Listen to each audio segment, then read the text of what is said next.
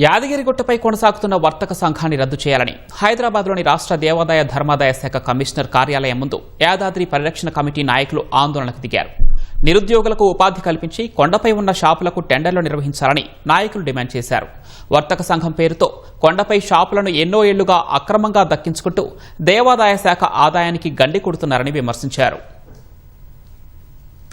యాదాద్రి దేవాలయంకు సంబంధించినటువంటి షాపులు టెండర్ నిర్వహించాలని మీ అందరికీ తెలుసు. నేను ఎంపీగా ఉన్నప్పుడు అభివృద్ధికి ఈ రోజు దాదాపు సంవత్సరానికి 200 కోట్ల ఆదాయం టెంపుల్కి వస్తుందంటే ఇక్కడ ఉన్నటువంటి ఒక జేఏసీగా ఏర్పడి చట్టబద్ధంగా టెండర్ ద్వారా నిర్వహించాలని కోరిక ఇప్పుడే చెప్పడం జరిగింది.